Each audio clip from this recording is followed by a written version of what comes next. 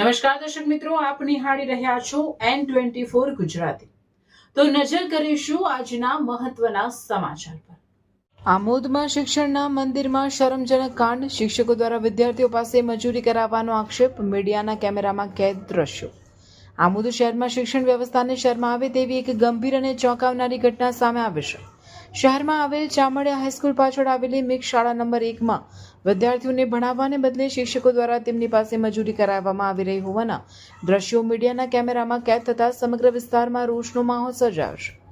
માહિતી મુજબ રાજ્ય સરકાર દ્વારા શાળામાં મોકલવામાં આવેલ શૈક્ષણિક સામગ્રી ભરેલો મોટો આઈસર ટેમ્પો શાળા પર પહોંચ્યો હતો। સામાન્ય રીતે આવા સમયે મજૂરો બોલાવી સામાન ઉતારવાની પ્રક્રિયા કરવામાં આવતી હોય છે, પરંતુ અહીં જવાબદાર શિક્ષકો દ્વારા મજૂરો બોલાવવાને બદલે શાળાના નાનકડા વિદ્યાર્થીઓને જ કામે લગાડવામાં આવ્યા હતા। નાની ઉંમરના વિદ્યાર્થીઓ પોતાના ખભા ઉપર ભારે સામાન ઉઠાવી ટેમ્પો ખાલી કરતા નજરે પડ્યા હતા, જે દ્રશ્યો ખરેખર શિક્ષણ વ્યવસ્થાને કલંકિત કરનારા છે। એક તરફ રાજ્ય સરકાર બાળકોને સારું શિક્ષણ મળે તે માટે કરોડો રૂપિયાનો ખર્ચ કરી અને આધુનિક અને સુવિધાસભર શાળા ઊભી કરી રહી છે, તો બીજી તરફ એ જ શાળાઓમાં શિક્ષકો દ્વારા વિદ્યાર્થીઓ પાસેથી મજૂરી કરાવવામાં આવે તે અત્યંત શરમજનક અને નિંદનીય બાબત છે। શાળા એ બાળકોના ભવિષ્ય ઘડવાનું મંદિર છે, મજૂરી કરાવવાનું મથક નહીં। ભારતના કાયદા મુજબ 14 વર્ષ પછી ઓછી ઉંમરના બાળકો પાસે કોઈ પણ પ્રકારનું કામ કરાવવું ગંભીર ગુનો ગણાય છે।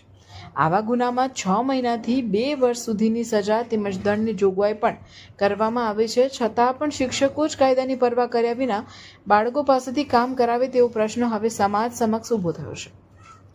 આ બાબતે જ્યારે મીડિયા દ્વારા સ્થળ પર હાજર ઇમરાન માસ્ટરને પૂછપરછ કરવામાં આવી ત્યારે જવાબદારી સ્વીકારવાની જગ્યાએ તેમણે મીડિયા કર્મીઓ સાથે દાદાગીરી ભર્યું વલણ અપનાવ્યું હતું। ઇમરાન માસ્ટરે કહ્યું હતું કે તમારાથી થાય એ કરી લો, જે અધિકારીને મોકલવો હોય તેને વિડીયો મોકલી આપો। શિક્ષક જેવા જવાબદાર પદ પર બેઠેલા વ્યક્તિનું આ પ્રકારનું બેદરકાર અને અહંકારી નિવેદન વધુ ગંભીર પ્રશ્નો ઊભા કરે છે। આ સમગ્ર ઘટનાને લઈને સ્થાનિક લોકોમાં ભારે રોષ ફેલાયો છે। લોકોમાં ચર્ચા છે કે જો શિક્ષણના મંદિરમાં જ બાળકો સાથે આવી બેદરકારી અને શોષણ થશે તો સમાજનું ભવિષ્ય કેવી રીતે સુરક્ષિત રહેશે। હવે જરૂરી છે કે શિક્ષણ વિભાગ આ સમગ્ર મામલે તાત્કાલિક ગંભીરતા દાખવી તપાસ હાથ ધરે અને જવાબદાર શિક્ષકો સામે કડકમાં કડક કાર્યવાહી કરે, જેથી ભવિષ્યમાં કોઈ પણ શાળામાં વિદ્યાર્થીઓ પાસેથી આવી રીતે મજૂરી કરાવવાની હિંમત કોઈ ના કરે।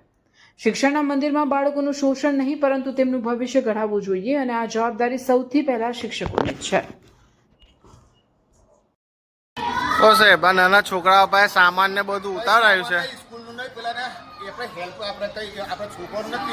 મારી પાસે સાહેબ વિડીયો છે, તો છોકરાઓને તમે ઉતારાવશો આ રીતના સામાન? મજૂરી નહીં આપતા? તો બાળકો પાસે કેમ ઉતારાયું? મારી પાસે સાહેબ એનું પ્રૂફ છે। ઓકે।